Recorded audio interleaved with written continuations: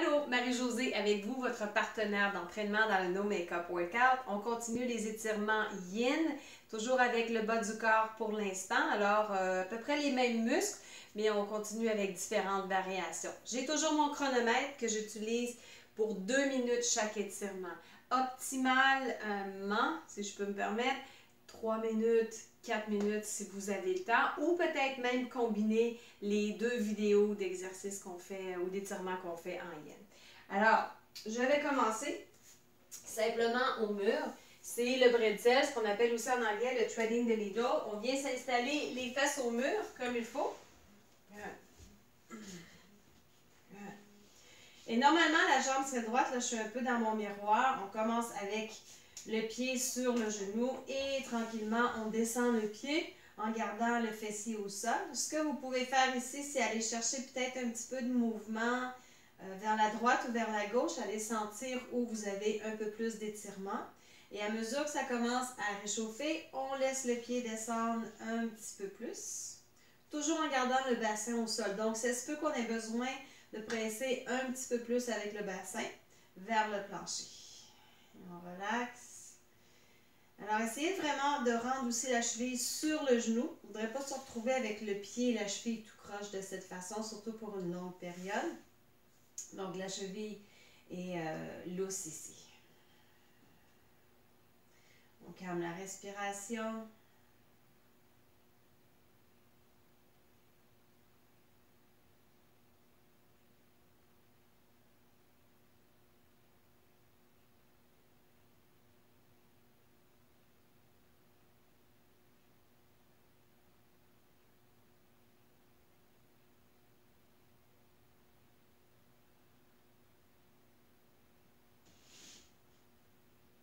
J'ai descendu un petit peu le pied. J'ai la cheville droite sur mon genou gauche. Si je me tourne sur le côté gauche du bassin, je vais ressentir un petit peu plus au niveau de la fesse. C'est la version à faire si vous sentez comme par exemple dans le pigeon, si ça devient trop intense pour le genou, même pour les hanches, c'est une bonne modification à faire.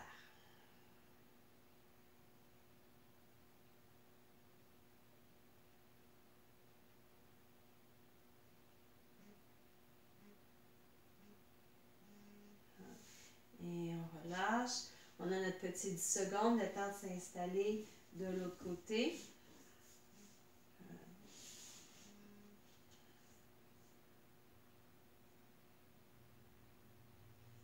Si vous avez de la place, vous pouvez toujours ajouter une petite poussée sur le genou.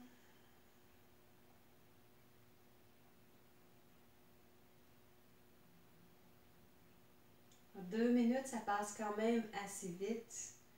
Je trouve que la plupart du temps, c'est vraiment rendu à la 3e minute qu'on commence à offrir un petit peu plus.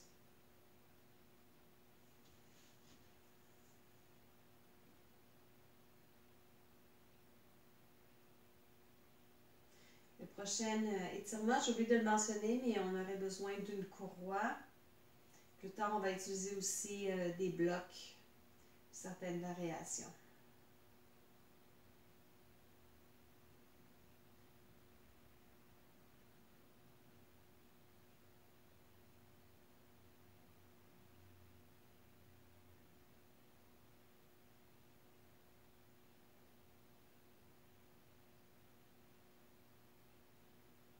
J'aime beaucoup toutes les poses au sol, comme ça permet en même temps de relaxer le dos.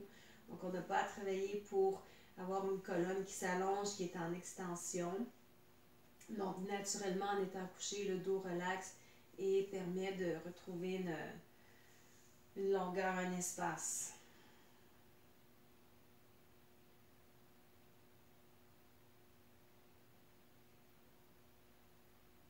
Continuez de respirer calmement par le nez.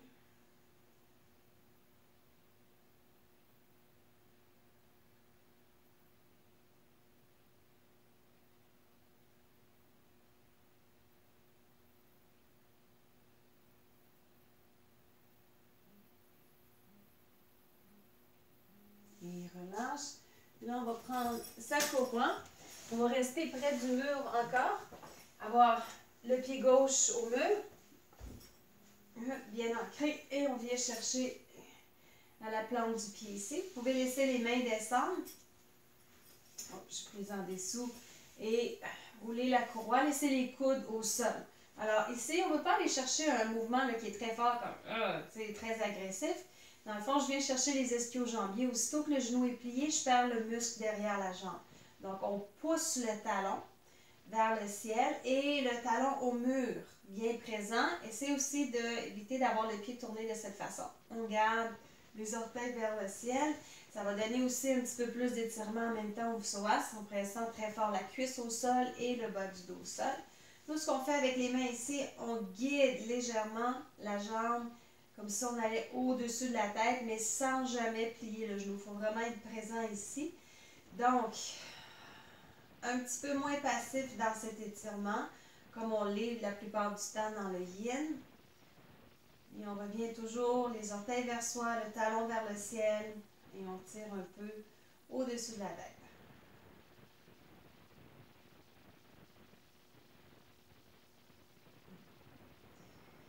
La plupart du temps, l'extérieur ou le troisième muscle d'ischio-jambier est un petit peu plus serré. Si vous aviez la jambe qui vient un petit peu plus vers l'intérieur, il n'y a pas de problème.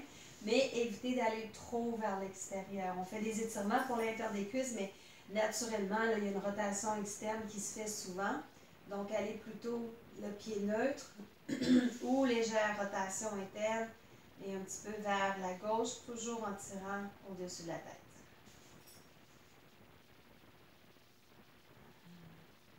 Reviens avec la jambe gauche, bien active.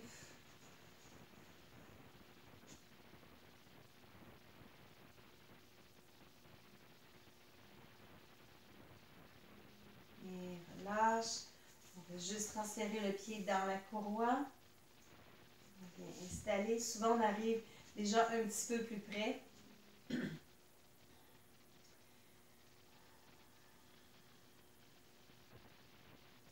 Relaxe les yeux, la mâchoire. Apprendre à travailler selon finalement ce dont on a besoin. Donc, lorsque je travaille sur ma jambe droite, le pied qui est au mur, par exemple, j'essaie d'éviter de forcer au niveau du visage, au niveau des épaules. Aller chercher simplement ce qui est demandé, relaxer le reste.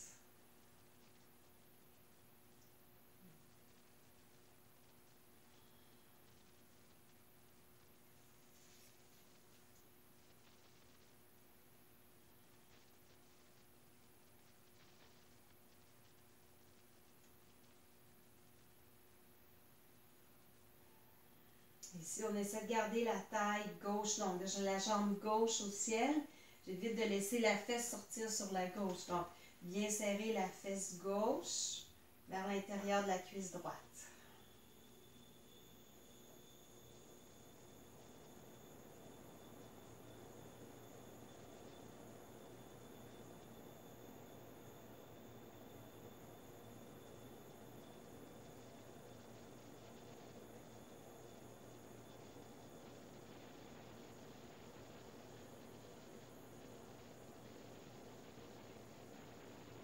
Pousse comme une fois avec le talon, les orteils vers soi.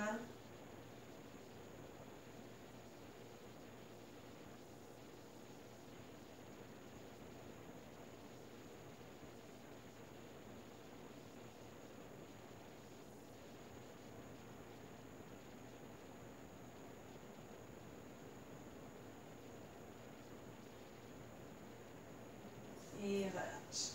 On se tourne sur le côté. Le prochain, on vient s'asseoir sur un bloc. On va y aller pour les genoux. J'ai pris un petit bloc ici. Alors, simplement de venir ouvrir l'extérieur des genoux, alentour des genoux. Donc, je vais m'asseoir de façon à ce qu'éventuellement, je suis assise complètement au sol et j'aurai les hanches entre les talons. On garde les orteils vers l'arrière. Alors, les modifications ici, évidemment, si c'est très serré pour les genoux, on se remonte un peu plus. Et puis, la cheville ici, la mienne touche au sol, mais ce qui va arriver parfois, c'est que ça va être un petit peu tendu comme ça. Donc, ça peut créer un peu trop de pression pour l'articulation de la cheville. Ce que je vous propose, c'est de rouler une serviette jusqu'à ce que vous soyez bien à côté. Et comme ça, on va éviter de créer finalement un étirement des ligaments qui serait vraiment pas bénéfique. Alors, quand on commence, simplement assis, éventuellement, on se recule vers l'arrière, ce qui devient en anglais le sleeping hero, donc j'imagine héros dormant. Alors, je pourrais aussi venir juste m'asseoir après 1 minute, si ça va bien, tranquillement reculer.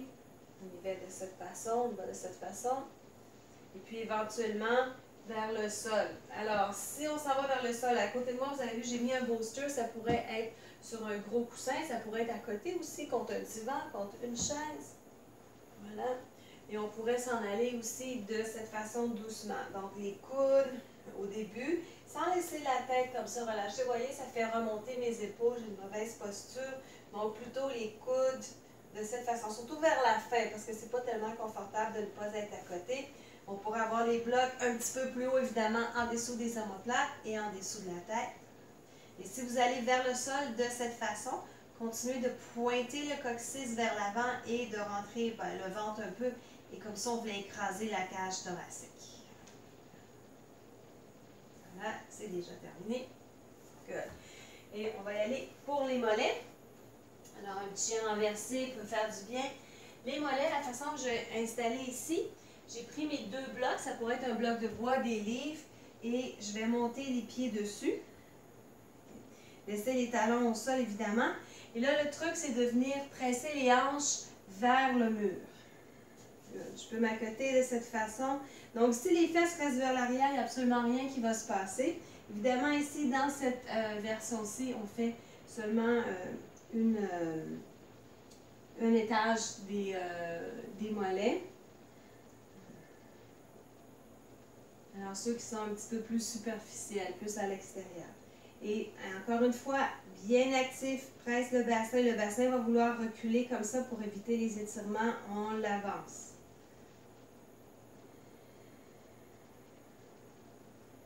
Les talons qui poussent vers le plancher. Vous pouvez peut-être sentir aussi si les genoux ont tendance à relâcher vers l'intérieur. On garde les genoux vers l'avant. Donc, activez l'extérieur des pieds un peu vers le plancher.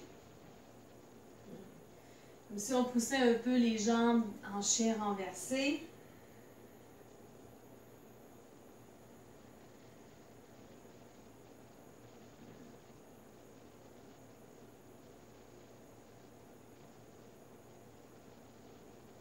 Si vous sentez que vous avez c'est moins balancé entre un mollet et l'autre, peut-être le faire simplement un à la fois.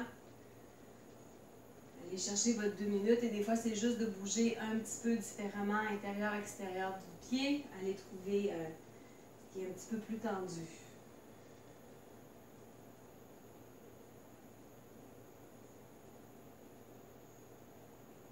Je vais rajouter à la fin du vidéo une version que j'aime beaucoup avec la chaise.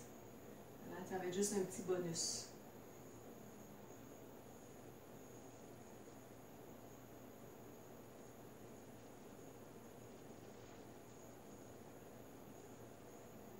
Et relâche. Parfait. Alors, on va venir s'asseoir en squat. Vous pourriez le faire avec les blocs de cette façon. Alors, assis sur les blocs ou encore les blocs en dessous des talons, si c'est les mollets qui sont encore un peu serrés après l'étirement ou carrément au sol. J'aime beaucoup cette version parce qu'on vient chercher l'intérieur des cuisses, le bas du dos, les mollets un peu aussi, ça peut aller aux chevilles. Vous pouvez le faire aussi de façon très passive, relâcher complètement, laisser les bras tomber vers l'avant.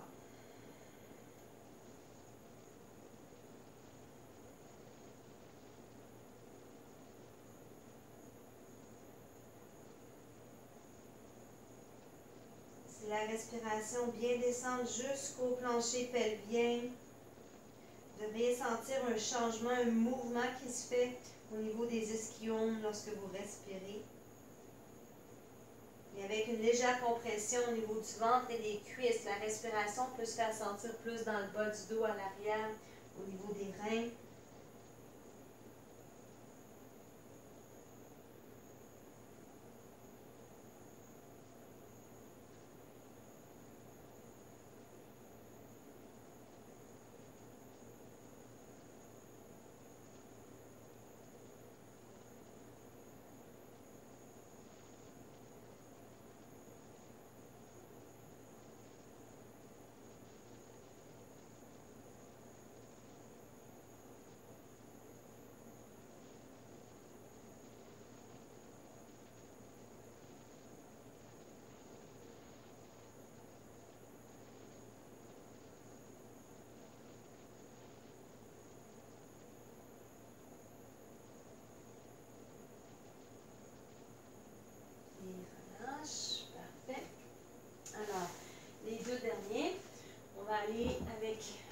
genou, parce qu'on veut quand même le protéger.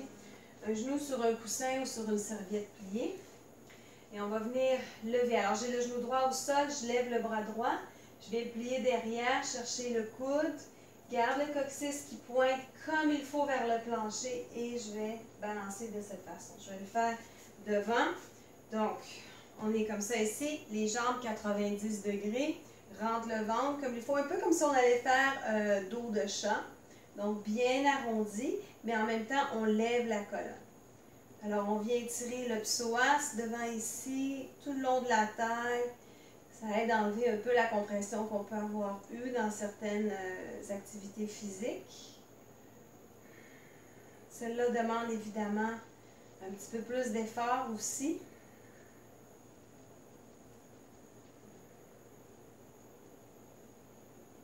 Garde la fesse gauche qui revient vers la cuisse droite.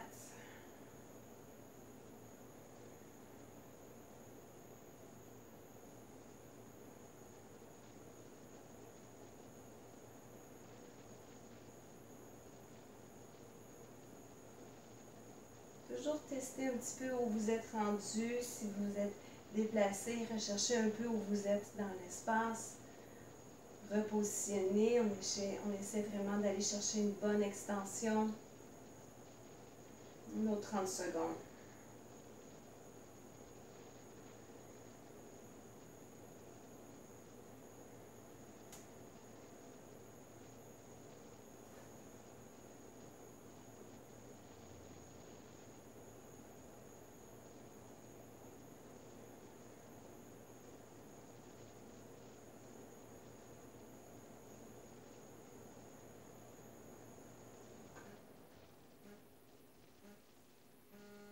Et reviens. On change de côté. Oups. Et repart. Oups, le côté plutôt. Alors, on veut vraiment que le genou soit confortable ici. Le genou n'est pas réellement fait pour supporter le poids.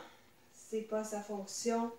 Donc, si on restait trop longtemps sur le patella, sur le dessus du genou, ça deviendrait vraiment, vraiment inconfortable.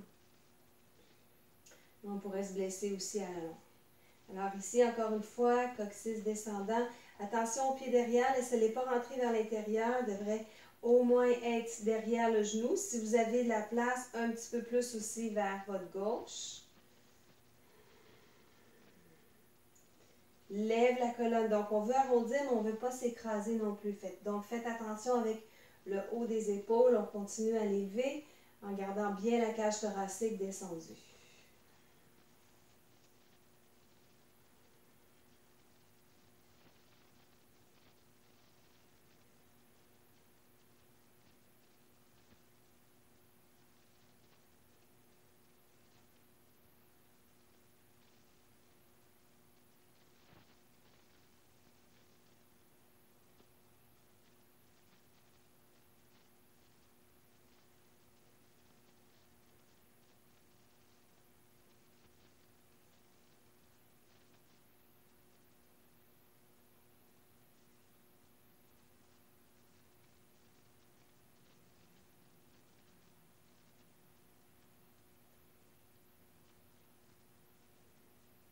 Secondes.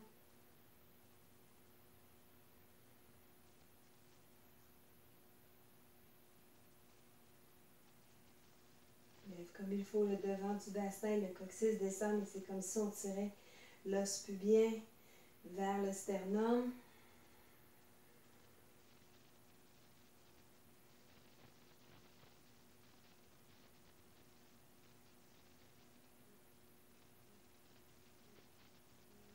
Voilà, super. On revient. Alors, c'est tout pour aujourd'hui. Restez pour votre bonus. Ça en vient dans quelques secondes. À bientôt. Allô, bon retour. Alors, voici notre petit bonus pour les mollets. J'adore cet étirement. Donc, ce que j'ai fait, j'ai tourné une chaise pliante à l'envers et j'ai redoublé mon tapis par-dessus. On va avoir le talon qui va arriver juste sur le bord de la chaise qui n'est pas très confortable, donc on veut que ça soit quand même coussiné. Vous pourriez, si vous avez ce genre de bloc, un ou deux, si vous avez les blocs réguliers en liège ou en bois, ça va être parfait. On va le mettre une fois de cette façon au plus petite épaisseur. Et ensuite, on va tourner à l'épaisseur moyenne. Okay. Donc, j'embarque sur ma chaise.